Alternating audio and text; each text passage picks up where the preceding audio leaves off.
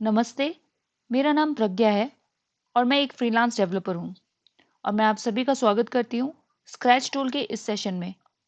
इस सेशन में हम जानेंगे स्क्रैच के बेसिक फीचर्स और उसके इंटरफेस के बारे में। तो चलिए शुरुआत करते हैं स्क्रैच के बारे में थोड़ी जानकारी लेकर।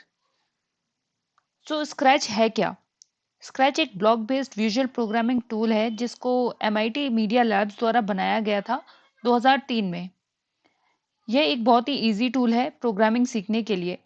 और क्योंकि कन्वेंशनल प्रोग्रामिंग बहुत टेक्स्ट बेस्ड होती हैं और कई बार उनको सीखने में डिफ़िकल्टी भी होती है, तो MIT ने इसको नए प्रोग्रामर को ध्यान में रखते हुए बनाया, जिससे उन्हें सीखने में आसानी हो और वह एन्जॉय भी करें।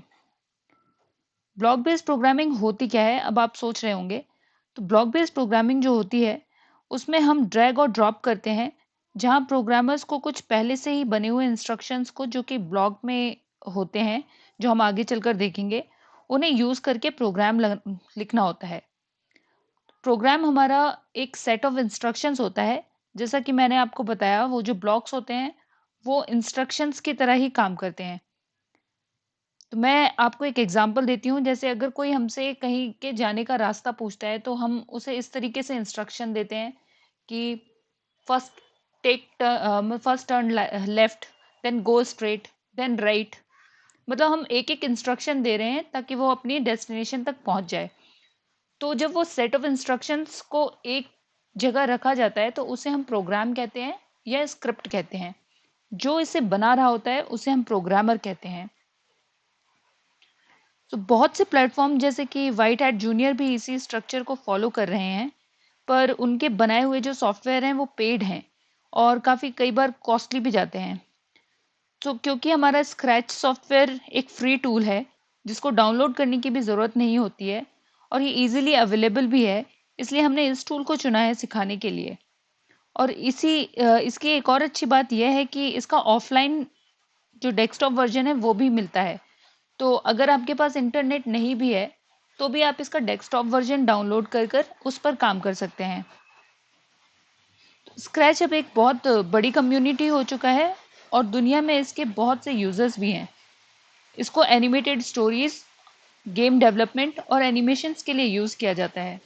तो चलिए अब बिना किसी देरी के हम शुरू करते हैं स्क्रैच के ऑनलाइन इंटरफेस को जानकर।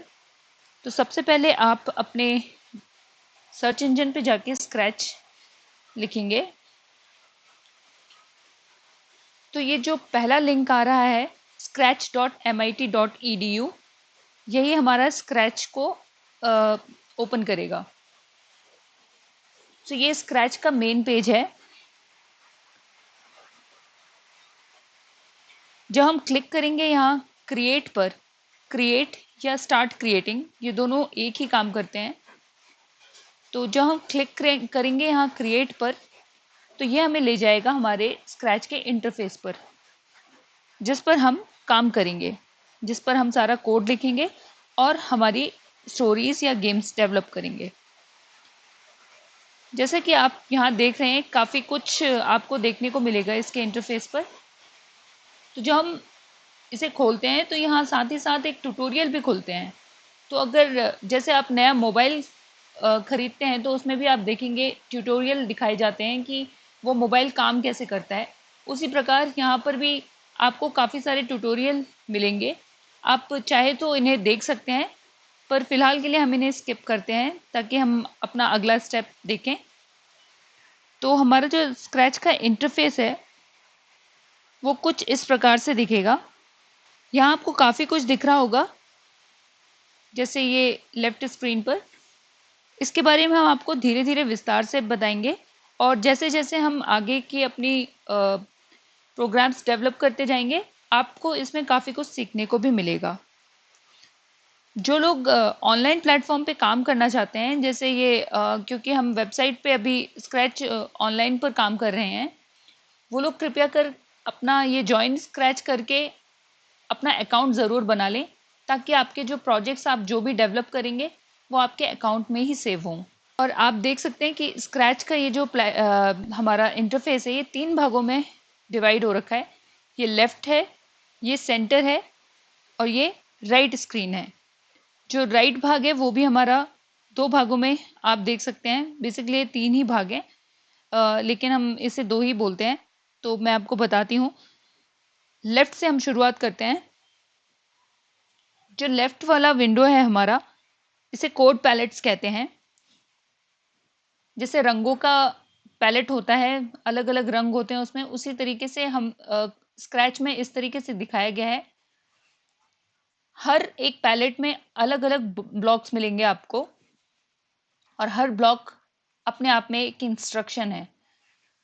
तो हम इन्हीं ब्लॉक्स की मदद से एक प्रोग्राम तैयार करेंगे। और जैसा आप देख रहे हैं, हर पैलेट का रंग भी अलग अलग है। जैसे ब्लू कलर का जो है, ये मोशन को दर्शाता है हमारा। तो मोशन से रिलेटेड ही आपको सारे इंस्ट्रक्शन मिलेंगे। मोशन मतलब आपकी मूवमेंट, किस तरफ जाना है, कैसे टर्न होना है, कहाँ पोजीशन होनी चाहिए, इस तरीके के जितने भी इंस्ट्रक्शन होंगे वो मोशन के अंदर आएंगे। उसी प्रकार लुक्स करके जो पैलेट है, उसमें आपके अपीयरेंस से रिलेटेड जो हमारा कैरेक्टर है, जो हमारा स्क्रैच में जो हम स्टोरी बनाएंगे उसका जो कैरेक्टर है, उसके अपीयरेंस से रिलेटेड जितने भी कोड्स होंगे, कोड ब्लॉक्स होंगे, वो इसके अंदर आएंगे। उसी तरीके से साउंड से रिलेटेड साउंड के अंदर ही आएंगे। तो ये स्क्रैच में डिवाइड कर रखे हैं ताकि आसानी से एक ही जगह कैटेगरी मिल जाए आपको, अलग अलग चीज़ों की कैटेगरी मिल जाए। तो आगे हम देखते हैं। ये दो चीज़ हम थोड़ी देर में समझेंगे। तो ये हो गया हमारा कोड पैलेट। अब आ जाते हैं हम मिडिल स्क्रीन पर, जो हमारा सेंटर एरिया है। इसे हम कहते हैं कोडिंग एरिया, और हम अपना प्रोग्राम यही लिखते हैं। जैसा कि मैंने आपको बताया था, ब्लॉक बेस्ड प्रोग्रामिंग में ड्रैग एंड ड्रॉप का अप्रोच फॉलो करती है। तो ये जो कोड पैलेट है, हम इसको ड्रैग करके इस एरिया में ड्रॉप करेंगे। जैसे कि इसको मैंने होल्ड करके यहाँ पर ड्रॉप कर दिया। तो ये ड्रैग एंड ड्रॉप अप्रोच है। ये ड्रैग, ये ड्रॉप। आप देख रहे हैं कि हर ब्लॉक अपने आप में एक शेप रखता है, और ये शेप एक दूसरे में अटैच हो जाते हैं। ये देखिए, ये जो पीछे एक बैकग्राउंड सा क्रिएट हो रहा है ग्रेश, इसका मतलब ये इसमें अटैच हो सकता है। तो हम इसी प्रकार से एक पूरा स्क्रिप्ट तैयार करते हैं। चाहे तो अब आप इसको डिलीट करने के लिए या तो ये पूरा कोड ही पकड़ के वापस से इसकी जगह पर ही रिलीज कर सकते हैं। नहीं तो आप इसको राइट क्लिक करके यहाँ डिलीट ब्लॉक भी कर सकते हैं। तो ये हमारा सेंटर एरिया कोडिंग एरिया कहलाता है। इसमें ये zoom in zoom out button भी होता है। तो अगर आपको देखने में दिक्कत हो रही है, लग रहा है कि छोटा है कोड, मतलब लेटर्स छोटे लग रहे हैं, तो आप इन्हें जूम इन जूम आउट भी कर सकते हैं। फिर आ जाता है हमारा राइट एरिया। तो राइट एरिया हम शुरू करते हैं सबसे ऊपर के बटन्स को जानकर। सबसे ऊपर हर चीज को चलाने के लिए और रोकने के लिए कुछ माध्यम होते हैं। उसी प्रकार स्क्रैच में जैसे हम कुछ डेवलप कर लेते हैं, तो उसको, उस प्रोग्राम को चलाने के लिए ये गो बटन होता है, और वैसे ही रोकने के लिए स्टॉप बटन होता है। तो जब हम इस पर क्लिक करेंगे तो हमारा जो भी एक्टिविटी है वो चलना शुरू हो जाएगी, और जब हम स्टॉप पर क्लिक करते हैं तो वो रुक जाती है।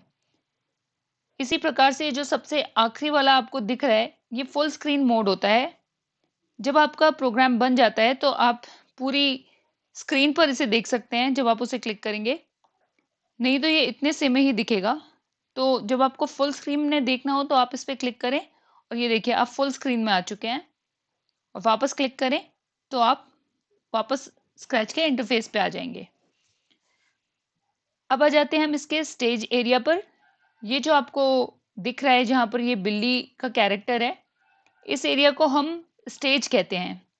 तो हमारा जितनी भी एक्टिविटी, जो भी हमने प्रोग्राम कोडिंग एरिया में लिखा होगा, वो एग्जीक्यूट इस एरिया में होगा। उसका आउटपुट हमें इस एरिया में दिखाई देगा। स्टेज के ऊपर जो आपको ये बिल्ली का कैरेक्टर दिख रहा है, ये देखिए, ये अभी हम पकड़ के इसे मूव भी करा रहे हैं। इसको हम इस कैरेक्टर को हम स्क्रैच की टर्मिनोलॉजी में स्प्राइट कहते हैं। स्प्राइट एक ग्राफिक कैरेक्टर होता है जो कि एक्शंस करता है स्क्रैच प्रोजेक्ट में, और स्क्रैच हमें इनबिल्ट स्प्राइट भी देता है। जैसे जो कैट है, ये भी हमारा इनबिल्ट स्प्राइट है, और इसकी तरह काफ़ी सारे स्प्राइट्स हमें स्क्रैच भी देता है जो हमारी स्क्रैच की लाइब्रेरी में होता है। तो बाय डिफ़ॉल्ट जब भी हम कोई नया प्रोजेक्ट शुरू करेंगे तो स्क्रैच हमेशा हमें बिल्ली ही देगा। आप चाहें तो इसे बदल भी सकते हैं, कोई स्प्राइट अगर नहीं भी रखना चाहें तो वो भी हटा भी सकते हैं। ये देखिए, जैसे अभी मैंने हटा दिया, और मैं अभी इसे रिस्टोर कर लेती हूँ। ये देखिए, अगर आप चाहें तो अ, जैसे मैंने अभी डिलीट कर दिया वो स्प्राइट। स्प्राइट को लाने के लिए दोबारा ये जो आपको ब्लू कलर का ये आइकन दिख रहा है, यहाँ पर अपना कर्सर लाएं, और ये कुछ एट्रीब्यूट्स होते हैं। जैसे आप जब सर्च पे जाते हैं तो देखिए चूज अ स्प्राइट, तो ये हमें ले जाएगा इसकी लाइब्रेरी में, स्प्राइट लाइब्रेरी में। यहाँ पर बहुत सारे तरीके के स्प्राइट्स हैं, वो आपके ऊपर है, आपके रिक्वायरमेंट के ऊपर है, आप क्या लेना चाहें। एनिमल्स, पीपल, काफ़ी सारी कैटेगरी है। तो जो हम डिफ़ॉल्ट था हम वही ले लेते हैं। ये देखिए दोबारा आ गया है स्क्रीन पर। इसी तरीके से नेक्स्ट आ जाता है आपका इसी कैट वाले आइकन में। नेक्स्ट एट्रीब्यूट आ जाता है आपका पेंट।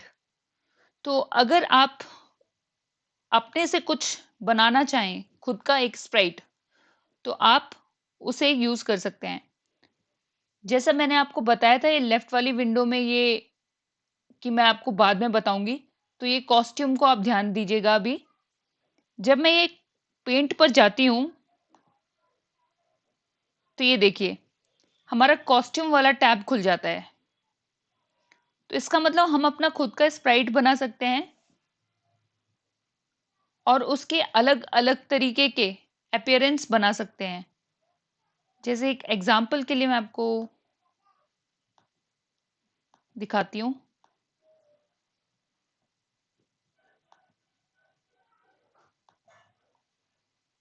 जैसे आप लोगों ने पेंट में तो काम किया ही होगा, बिल्कुल ये उसी प्रकार से काम करता है।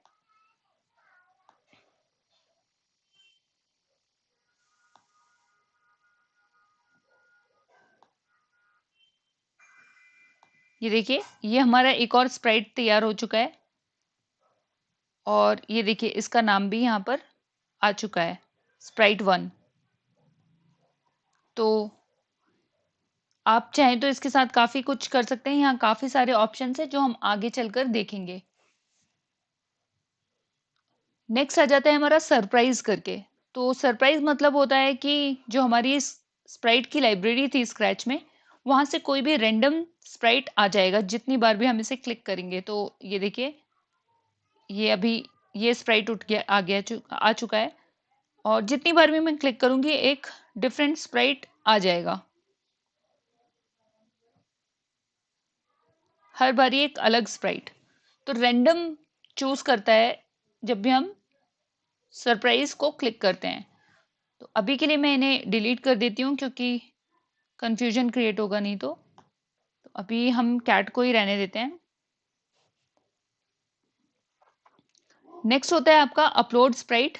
जब आप इस पर क्लिक करते हैं तो अगर आपने खुद का कुछ बना रखा है, आपने कोई अपने कंप्यूटर में ही कोई इमेज सेव कर रखी है और आप चाहते हैं आप उसको यूज़ करें स्प्राइट में, तो आप उसे चूज़ कर सकते हैं, तो वो आपका स्प्राइट आ जाएगा। तो ये हमें स्क्रैच ये एडवांटेज भी देता है कि हम खुद के स्प्राइट बनाएं, तथा अगर बना भी रखे हो तो हम कंप्यूटर से भी अपलोड कर सकते हैं। जब आप अब हम एक स्प्राइट के ही सारे एट्रीब्यूट्स देख लेते हैं। जैसे कि ये कैट स्प्राइट जो है, जो आपने शुरुआत में ये प्रोजेक्ट खोला था तो देखा था इसका नाम था स्प्राइट 1। लेकिन अभी क्योंकि मैंने यहाँ से चूज किया सीधे इसके नाम से, अब ये डिफॉल्ट नहीं रहा, अब ये हमने खुद चूज किया है स्प्राइट लाइब्रेरी से, इसलिए इसका नाम कैट लिखा आया था। तो ये जो स्प्राइट है हम इसका नाम बदल सकते हैं यहाँ से। ये देखिए अब इसका नाम हो गया है कैट। तो आप नाम यहाँ से बदल सकते हैं अपने स्प्राइट का। फिर आ जाते हैं आपके एक्स और वाई। तो ये जो हमारा स्टेजिंग एरिया होता है ये एक्स और वाई में बटा होता है, एक्स और वाई कोऑर्डिनेट्स में। ये कार्टेशियन कोऑर्डिनेट्स होते हैं और ये पोजीशन तय करते हैं अपने कैरेक्टर की। तो जैसे जैसे मैं एक्स को मूव करूंगी, एक्स की वैल्यू को कम या घटाऊंगी, कम मतलब घटाऊंगी या बढ़ाऊंगी, उस हिसाब से आपका जो ये कैट का स्प्राइट है ये मूव करेगा हॉरिजॉन्टली, मतलब लेफ्ट टू राइट। और उसी प्रकार से वाई को अगर मैं बढ़ाऊंगी या घटाऊंगी तो ये मूव करेगा ऊपर और नीचे वर्टिकली। तो जब हमने स्टार्टिंग में प्रोजेक्ट खोला था तब ये जो था इसकी वैल्यू थी 0 0 और ये सेंटर ऑफ स्टेज पे था। तो अगर देखेंगे आप, मैं इसकी वैल्यू बढ़ा रही हूँ, ये देखिए यहाँ बढ़ा के मैंने यहाँ पर की तो ऑटोमेटिकली यहाँ पर देखिए वैल्यू चेंज हो गई है एक्स की। आप मैनुअली भी इसे चेंज कर सकते हैं, जैसे मैंने 100 दे दी तो ये देखिए ये इसी डायरेक्शन में आगे बढ़ चुका है। 200 दे दी और आगे बढ़ गया। और ऐसी वर्टिकली अगर मैंने 90 दे दी, ये देखिए ऊपर चला गया। और -100 अगर दे दिया तो ये नीचे आ जाएगा। देखिए तो ये जो एक्स और वाई कोऑर्डिनेट होते हैं ये हमारा लेफ्ट टू राइट या अप डाउन मूवमेंट के लिए होते हैं। और हम एक और चीज देख लेते हैं कि इसकी लेफ्ट मोस्ट वैल्यू होती है कि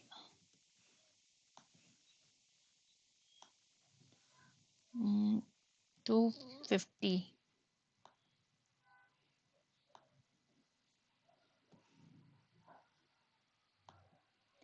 तो इसकी लेफ्ट मोस्ट वैल्यू इस तरीके की होती है 255 समथिंग।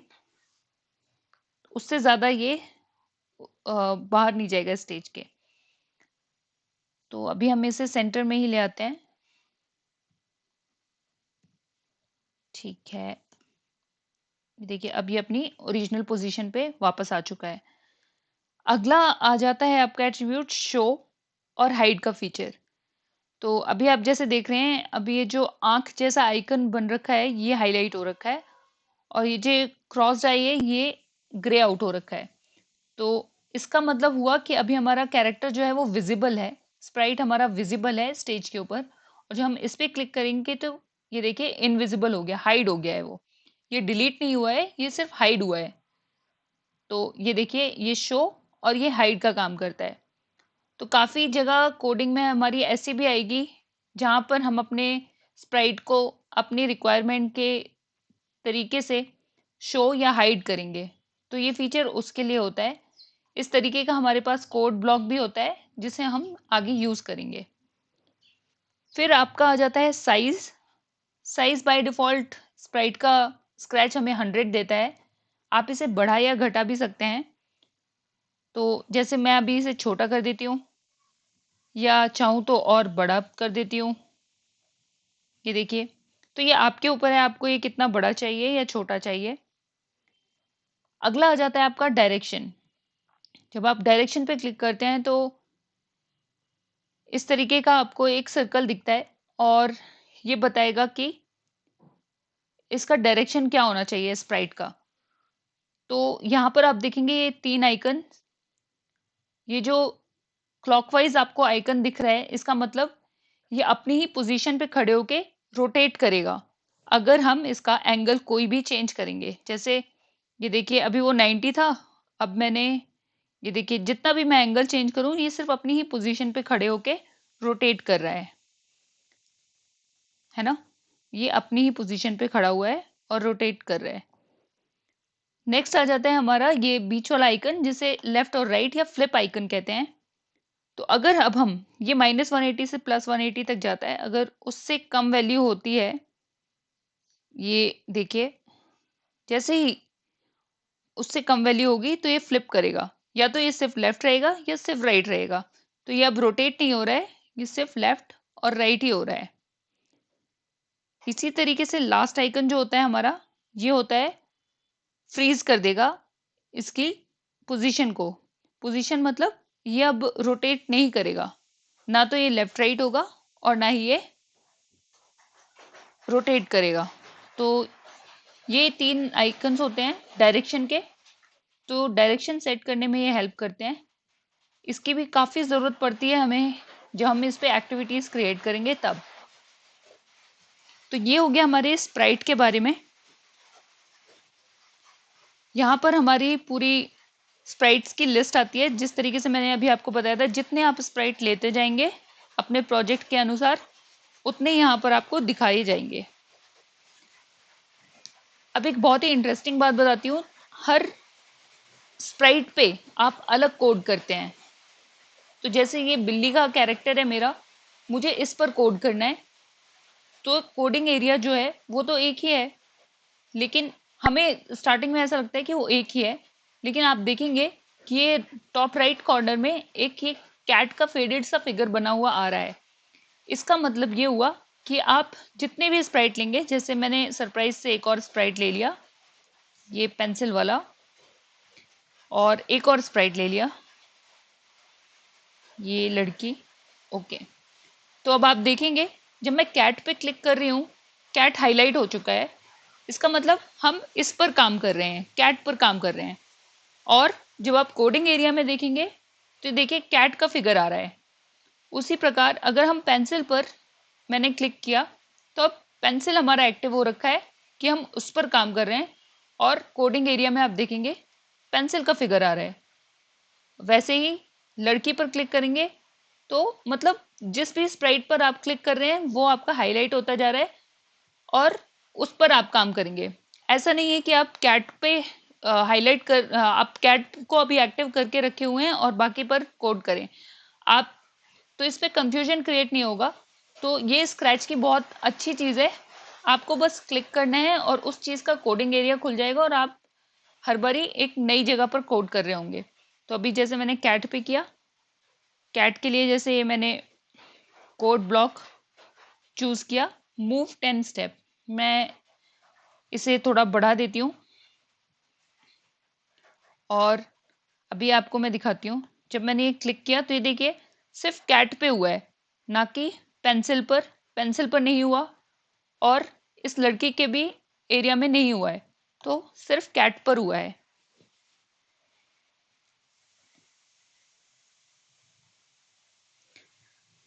तो ये हमारा हुआ स्प्राइट के बारे में। मुझे लगता है अभी काफ़ी कंफ्यूजन इससे दूर हुआ होगा, लेकिन धीरे धीरे जैसे जैसे हम एक्टिविटीज़ करते जाएंगे आपकी जितनी भी डाउट्स होंगे वो भी क्लियर होते जाएंगे। अगला भाग आ जाता है हमारा ये राइट सेक्शन में, अगला और आखिरी भाग, वो है स्टेज। स्टेज को आप अगर देखेंगे, ये जो एरिया है जैसा मैंने आपको बताया इसे स्टेज कहते हैं। मैं इन्हें डिलीट कर देती हूँ। स्टेज कहते हैं।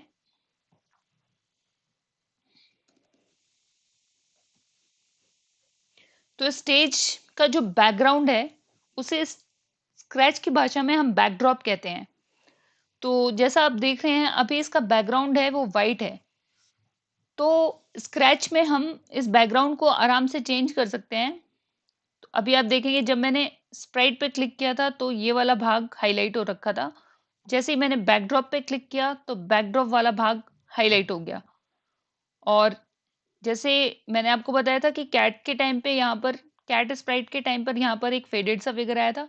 अब क्योंकि हमारा बैकड्रॉप ब्लैंक है, वाइट कलर का है, तो यहाँ पर कुछ बना हुआ नहीं आया है, लेकिन ये हमारा बैकड्रॉप का कोडिंग एरिया है।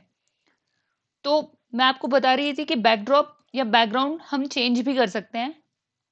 तो वैसे जैसे स्प्राइट की लाइब्रेरी होती है वैसे ही बैकड्रॉप्स की भी लाइब्रेरी हमें मिलती है। तो ये वाला जो आइकन है यहाँ पर अगर हम जाते हैं और ये सर्च पर क्लिक करते हैं तो ये देखिए काफ़ी सारे बैकड्रॉप्स दिए हुए हैं स्क्रैच द्वारा। इनमें से आप कोई भी ले सकते हैं। ये देखिए हमारा बैकड्रॉप चेंज हो गया है। और जैसा कि आप देख रहे हैं पहले वाले बैकड्रॉप का नाम था बैकड्रॉप 1 और ये बैकड्रॉप 2 ऑटोमेटिकली स्प्राइट सॉरी हमारे बैकड्रॉप का नाम स्क्रैच ने चेंज कर दिया। जिस प्रकार से स्प्राइट के लिए काफी सारे ये ऑप्शन थे, हम खुद का स्प्राइट भी पेंट कर सकते हैं और सरप्राइज का और अपलोड का, उसी प्रकार बैकड्रॉप में भी होता है। हम चूज कर सकते हैं बैकड्रॉप की लाइब्रेरी से, फिर हम खुद का पेंट भी कर सकते हैं, सरप्राइज भी हमारे लाइब्रेरी से रैंडम उठ के आ जाएगा, और वैसे ही हमारा बैकग्राउंड भी सॉरी ये अपलोड भी कर सकते हैं हम अपने कंप्यूटर से। तो जैसे ब्लैंक वाला जो बैकड्रॉप था, उसका कोडिंग एरिया में आप राइट कॉर्नर में अगर देखेंगे तो कुछ नहीं आ रहा था, क्योंकि वाइट कलर का था वो। अब आप अगर देखेंगे इस वाले बैकड्रॉप का, तो ये आपको ये वाला बैकड्रॉप की फेडेड इमेज देगा। तो अब आप बैकड्रॉप पे भी कोड कर सकते हैं। बस ध्यान यही रखना है आपको कि ये हाईलाइटेड क्या है। जब स्प्राइट हाईलाइट हो तो इसका मतलब उसका कोडिंग एरिया है, बैकड्रॉप हाईलाइट हो रहा है तो उसका कोडिंग एरिया है। अब आप एक सिंपल सा डिफरेंस समझिए स्प्राइट और बैकड्रॉप में। जो हमारा स्प्राइट है, जो हमारा कैरेक्टर है, वो मूव कर सकता है कहीं भी, और सारी एक्टिविटी जो होती है वही परफॉर्म करता है हमारे कोड हमारे प्रोग्राम में।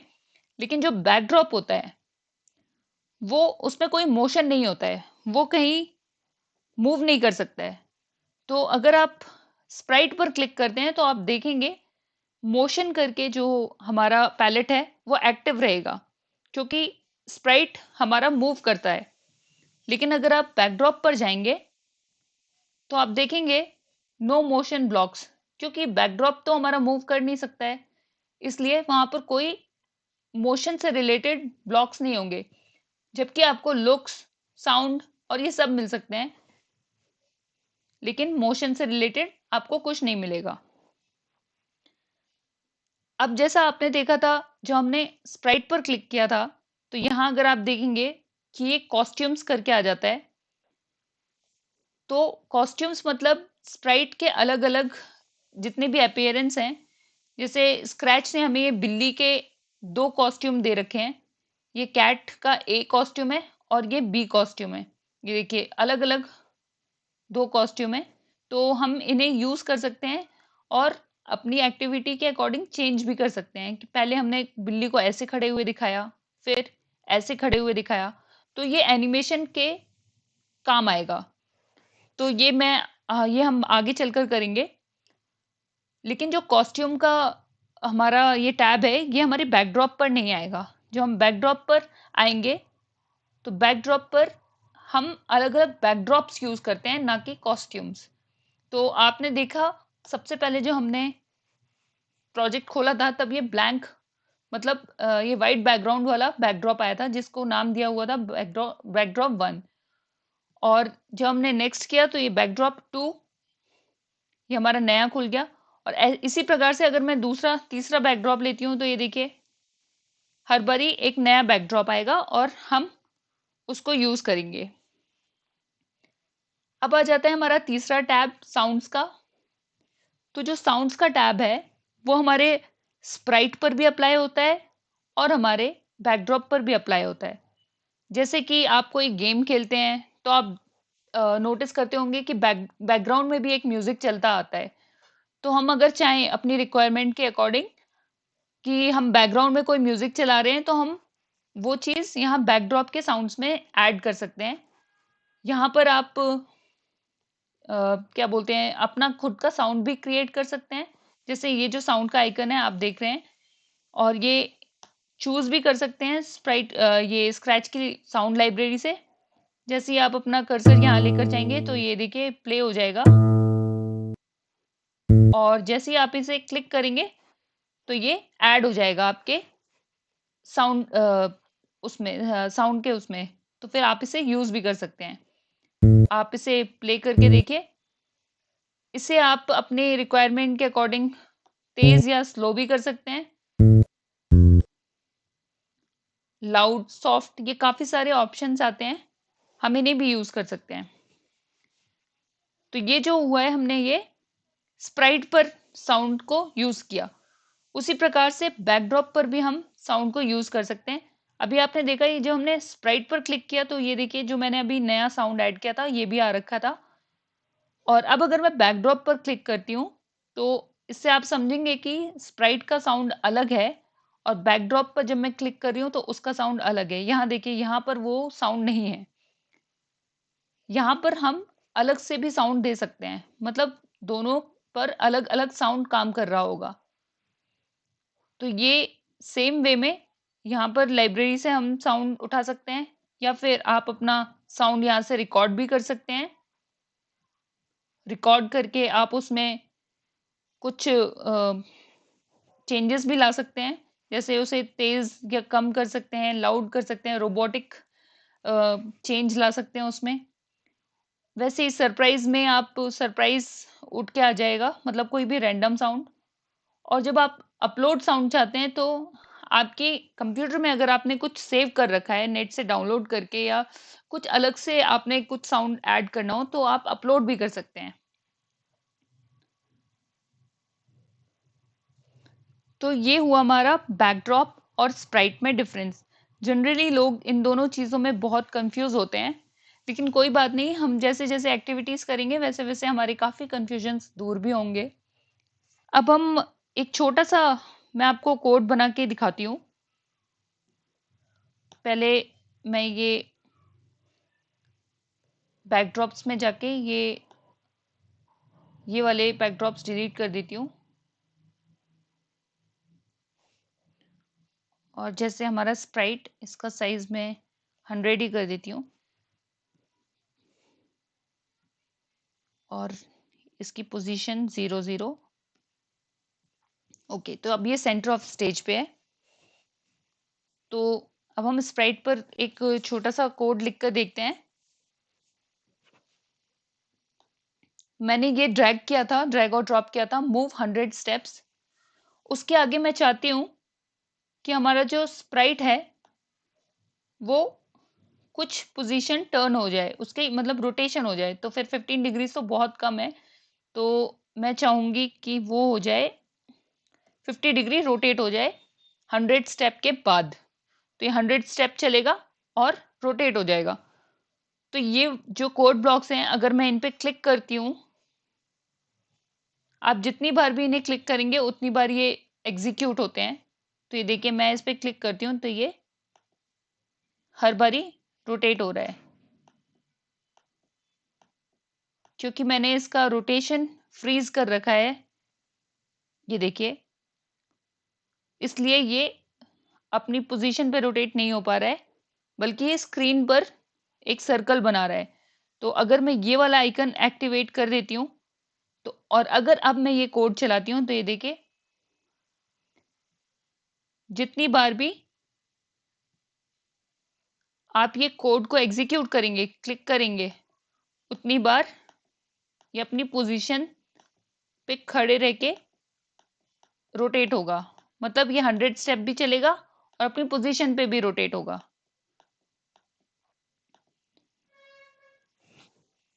अब क्या करना है कि जैसे मैंने आपको बताया था, जो हमारे प्रोग्राम एग्जीक्यूट कराना हो तो हमें ग्रीन फ्लैग यूज करना होता है।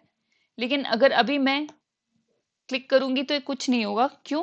क्योंकि इससे हमने अपने कोड को अटैच ही नहीं किया है। तो इससे अटैच करने के लिए, क्योंकि ये हम ग्रीन फ्लैग क्लिक कर रहे हैं, तो ये एक इवेंट जनरेट हो रहा है। कुछ इवेंट कराने के लिए हम क्या करेंगे, ये इवेंट्स वाले पैलेट में जाएंगे, और यहाँ आप देखेंगे सबसे ऊपर ये code block, when green flag is clicked, हम इसे लेकर आएंगे और ड्रॉप कर देंगे। अब आप देखेंगे इस वाले ब्लॉक का शेप कुछ डिफरेंट है। तो अगर आप इस ब्लॉक को इनके नीचे लगाना चाहें तो नहीं लगेगा, क्योंकि इसका डिफरेंट शेप है। परंतु ये वाले जो ब्लॉक्स हैं, आप इसके नीचे लाएं तो ये लग जाएंगे। तो इसी प्रकार बाकी भी ब्लॉक्स होते हैं, सबका एक अलग अलग फंक्शन होता है। तो जितने भी इवेंट्स वाले ब्लॉक होते हैं वो मैक्सिमम टाइम पे ऊपर ही लगते हैं। मैक्सिमम टाइम बोला मैंने, सारे नहीं बोले हैं। तो ये ब्रॉडकास्ट जैसे इवेंट्स के अंदर आते हैं, ये मैं आगे चल के आपको बताऊंगी। तो ये जो ग्रीन फ्लैग क्लिक का अब आपको दिख रहा है, अगर अब मैं जब ग्रीन फ्लैग क्लिक करूंगी तो आप देखिए प्रोग्राम एग्जीक्यूट होगा।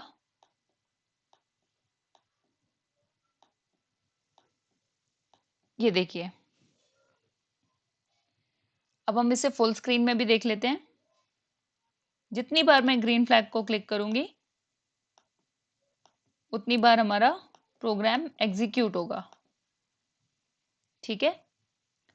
स्टॉप बटन की अभी ज़रूरत हमने ऐसा कोड नहीं लिखा है कि स्टॉप बटन की ज़रूरत पड़े, तो इसका हम आगे चलकर करेंगे। अब मैं आपको बताती हूँ, जो हम कोड कर लेते हैं तो उसे सेव कैसे करना है अपने कंप्यूटर में। जब आप ऑनलाइन काम कर रहे होते हैं तो हर 5-10 सेकंड में ये आपका ऑटोमेटिकली सेव होता जाता है प्रोजेक्ट। अब क्योंकि आपने अभी तक हमने कोई अकाउंट इसमें बनाया नहीं है, तो अगर आप ऑनलाइन काम करना चाहते हैं ऑनलाइन इंटरफेस पे, तो कृपया करके जॉइन स्क्रैच में जाकर अपनी डिटेल्स भरकर ईमेल आईडी देकर इस पर एक अकाउंट बना लें और फिर साइन इन करें। जब आप ऐसा करेंगे तो आपका ये जो प्रोजेक्ट सेव होगा वो आपके अकाउंट में ही सेव होगा और आप जब चाहे उसी प्रोजेक्ट पर काम कर सकते हैं।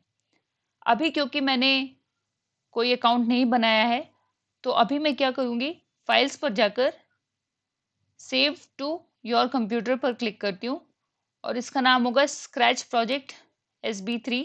ये हमारा एक्सटेंशन है स्क्रैच का SB3। ये थर्ड वर्जन है स्क्रैच का, इसलिए SB3 है। और ये मैंने सेव कर दिया।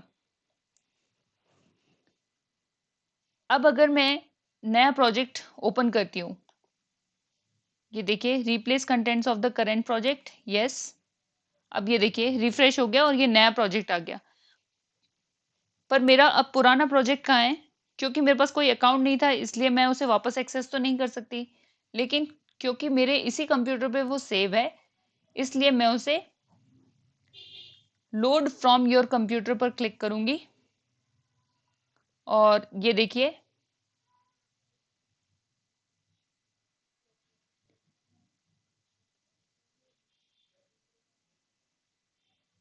ये हमारी पोजीशन है इसकी डाउनलोड्स के अंदर। ये देखिए डाउनलोड्स के अंदर मेरी इसकी पोजीशन है स्क्रैच प्रोजेक्ट 1।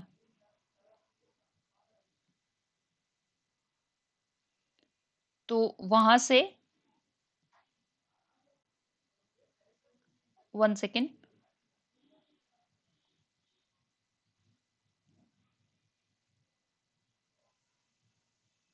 स्क्रैच प्रोजेक्ट 1 से ये मैं डाउनलोड्स में जाके ये वाला प्रोजेक्ट वापस से लोड कर रही हूँ। ये देखिए ये अब हमारा वही वाला प्रोजेक्ट वापस से कंप्यूटर से लोड हो चुका है और अब मैं इस पे काम कर सकती हूँ। तो जब हम अकाउंट बना लेंगे तो फिर आप इस प्रोजेक्ट का नाम भी चेंज कर सकते हैं और बाकी ऑप्शंस हम आपको आगे के ट्यूटोरियल्स में बताएंगे। आशा करती हूँ आपको अभी तक इसके इंट्रो सेशन में काफ़ी कुछ समझ आया होगा और अब हम अगले सेशन में मिलते हैं। तब तक के लिए धन्यवाद।